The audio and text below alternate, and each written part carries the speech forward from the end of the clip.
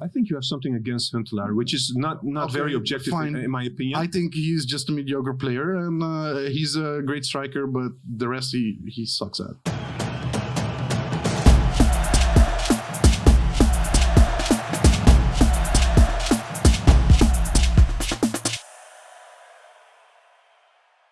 Hi guys, welcome to GameTalk. Ajax just played a afternoon lunch kind of game against Twente.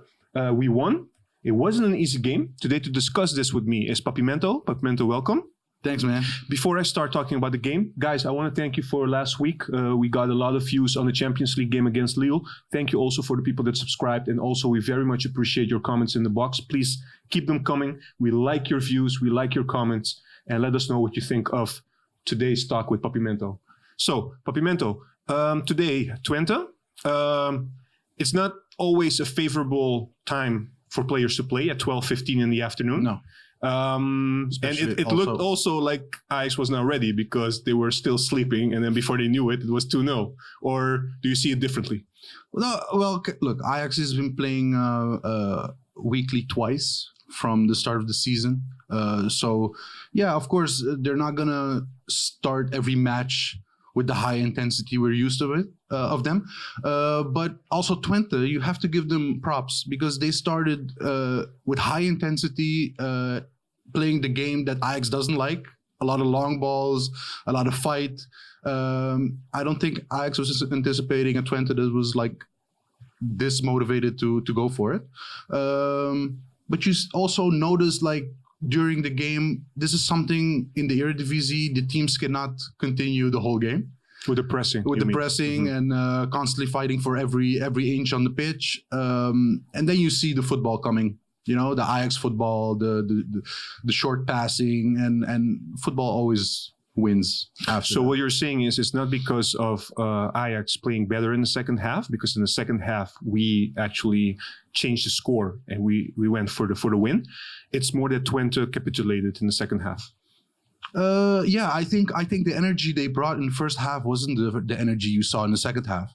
I'm not saying that Ajax played. I'm not even saying that Ajax played a bad match. And Twente was really going for it, and they played 2 goals that were really good. Like they were fighting on the pitch, and they conquered the ball.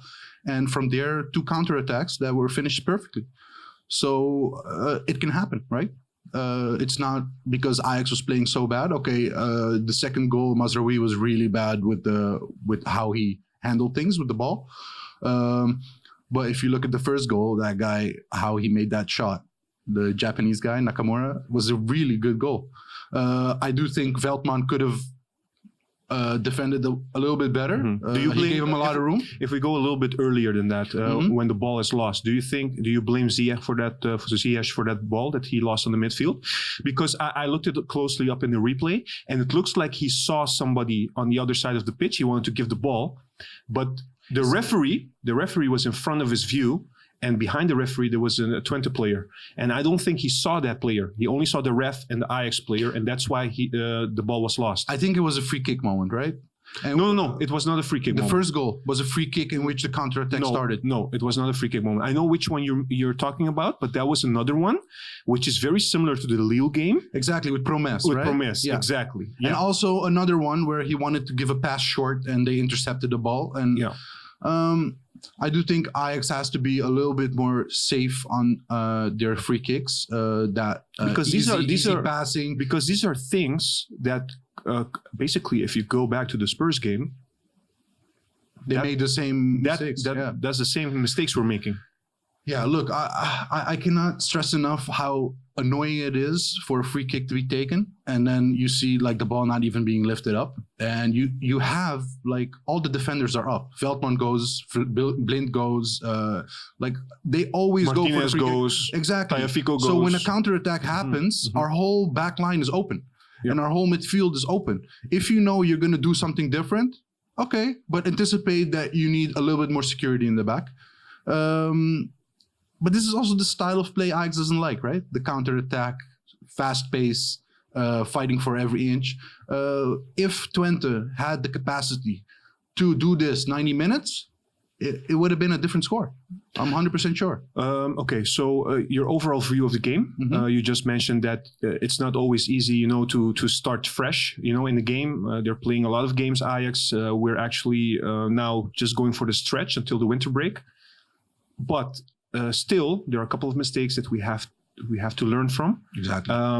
What did you think of because you said props to Twente. They made good goals. I agree with you that the first goal was amazing. Very nice curve. And actually the second goal was also very composed of the player. What's his name again? Because it's a very funny name. Canta la Piedra. He scored. So that's funny as well. But I must say the second goal had more mistakes from Ajax. Mazraoui losing the ball. I think even Onana slipped a little bit. So he couldn't really position himself right. Look, first half Ajax wasn't great, but I do think Twente was also like giving everything. And then you see always in this competition, the second half is not as intense as the first half because the opposition also, I don't know if it has to do with the Ajax, the way they pass, how much energy it takes out of you, but it's not something they can keep up for 90 minutes. I think, honestly, the first half Ajax was a bit sloppy. That's one, obviously. Second thing, Twente, I don't think they played very harsh in terms of roughness or something like that. I think they were pressing a lot, but what they did really well is they played very compact. Yeah. Close to each other, and they made sure that Ajax could not play in between the lines in the middle of the pitch. That's why there was a lot of room and a lot of space, in my opinion, on the sides with Mazraoui and with Tagliafico. Yeah, but also Mazraoui, like in the first half, he wasn't going over Ziyech or over Tadic on the line. Even his crossing passes were bad. There were moments that they could have. I think they could have drew in this first half already. They had enough chances. They were still creating, even though Twente was 2-0 up. So, and that first goal from Ziyech, the way they passed and he passed it to Lang. Yeah, the first goal of Ajax was beautiful. Beautiful. Very good goal. And I'm impressed with Ziyech now. Seriously, my man of the match is Lang. 3 goals, youngster, very happy and excited that somebody like that plays for Ajax and he will grow and get better. But Ziyech, he played Champions League. He played last week in the competition. And then I think he was everywhere. He was defending. He's doing that. He's doing that every game. It's not even a coincidence anymore. And I think he has been the most influential player this season by far. Yeah. Most assists. Last year you could argue it was Tadic, but this year by far it's Ziyech. Actually, I'm kind of disappointed in Tadic lately. He does the dirty work and he does his job, like the defending and the positioning and the pressing. But in front of goal, he's very sloppy. He's not scoring as much as last season. Maybe it's not something we should expect from Tadic, but I know he can do better. He did get a chance and then he shot straight at the keeper. Those things, I think against Lille he did the same. He had also a chance and then he didn't make it. I don't know, last year he would lob the ball or do something great. And I don't see that greatness from him anymore. Maybe he's tired, but then give him rest. I don't know if there's something in his contract that makes him needs to play every match, but maybe he also needs a little rest and then come back fresh, Yeah, it's difficult to say what it is exactly, but I do agree that it's not the same level as last year. Moving on. 2 things I want to know from you. Ten Hag was forced actually to make substitutions. The first one was Promes. Yeah, he went out with an injury and then we think it's a calf injury, but we have to wait. I hope he'll be back for the Valencia game next week. That's a very important game. A week and a half, right? Yeah, week and a half. Yeah. But it didn't look that serious though. He was sitting on the bench with Noa Lang after talking, and it didn't look that serious. And Noa Lang also, I think, because he's a youngster, got injured a little bit, maybe cramps or. But no, you will see them again. Were you just one question I have, and be honest about this? When we were losing 2-0, were you worried? A little bit, because those games can go either way. You create a lot of chances, but you don't score because they're gonna defend with 11 people.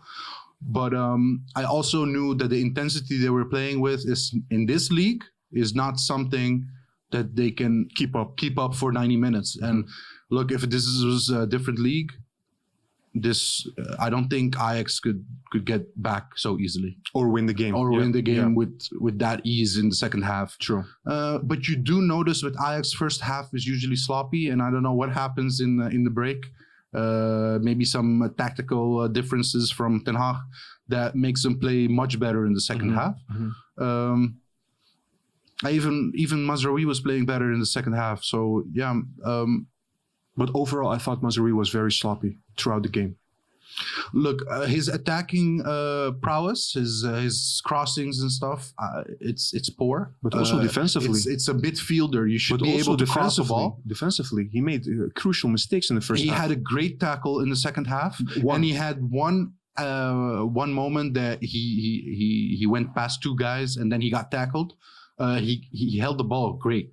And maybe Twente wasn't in the right. There was a moment after 20 minutes in which Ten Hag asked Dest to start warming up because that's how bad Mazraoui was playing, and he was thinking about taking him out. Yeah, it wasn't his best game. That rarely happens. It wasn't his best game, but I don't think he deserves. I don't think he deserves. I gave him a 6. I mean, just. I think you're being very nice with a 6. Just normal. I like the way he grouped himself. He picked himself up in the second half, and he did much better. Okay, so moving to the rating, exactly what you're saying. I see you have a couple of 6s. Nobody has like a 5 or lower, I see. Who's your man of the match? You said Lang, right? Yeah, man of the match, Lang, and I gave him a 9. 3 goals. He was there every time. Very influential. Very important. He even gave a ball to... at the end, he gave a ball, I think it was to Tagliafico. He played like a veteran, and even his passing was crisp. He gave even an assist on Tadic, in which he shot against great movement from him. And he was there every time. You know, even the last goal in which it was a mistake from Twente, he did run, he did press, he did stand there. So you have to praise him. Okay. Your favorite player? Ziyech. No. I mean, the other favorite player. You mean the sarcastic? No. But listen, Huntelaar came in for Promes, played 1 hour, I believe, scored 2 goals. Yeah. What did you rate him? I gave him a 6, just because he made the second goal. Because to be honest, I missed that one because I was. I had to go to the bathroom. I'm sorry, guys. But he scored 2 goals. But how can you miss a second goal, man? Come on. Yeah, I'm sorry. I didn't. You thought 2 minutes. But left. I heard that Ziyech gave a great pass and he was standing there. So yeah. No, he wasn't standing there. He ran and he got the ball from Ziyech. All right. So yeah. I mean, but don't you think a 6 is low? I mean, somebody that comes in and scores 2 goals and is influential for the score. Do you want me to sum up the things he did? He got a great pass from Ziyech. He couldn't even get it with the right. He didn't even take the ball with him properly. He tried a bicycle kick, missed the ball completely. He gave a header in which he headed it to the opponent, in which they got a counter attack. That's true. So and the second goal from Lang, he tried to do. He wanted to shoot the ball. Okay, with a back kick, back heel, and it didn't even work. And it came to Lang, and Lang made it. All right, I do understand everything you're saying. I just want to say one thing: it doesn't make sense to give Mazraoui the same rating as Huntelaar, in my opinion. Okay, no, but let's be realistic here. Okay, yeah. Huntelaar, the first goal, he shot it great. Did you see anyone next to him? The ball fell in front of outside the box. No, it was outside the box. 16. Okay, but still outside the box. Nobody around him. Okay, the ball wasn't even directed at him. Okay, the ball just fell into his lap, and he shot it. Okay. Great shot. But he still made it. A striker should make those goals. Not something I'm really impressed with. I think you have something against Huntelaar, which is not very objective in my opinion. I think he's just a mediocre player, and he's a great striker, but the rest he sucks at. So, and great, I will give him a compliment for somebody that's not athletic at all. Great, he has a lot of goals. All right. Okay. Thank you for everything. Most of his goals are in the Eredvisie also, so let's not start about that. All right. We won't agree on this topic, but that's fine. How many goals did he make in the Champions League?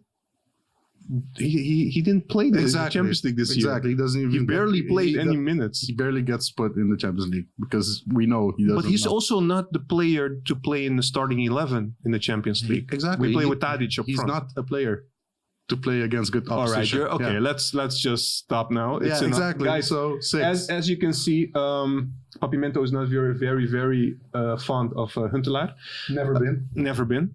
What did you think of the game? Let us know. We won the game quite comfortably in terms of score. Do you also think it was a comfortable game? Please let us know.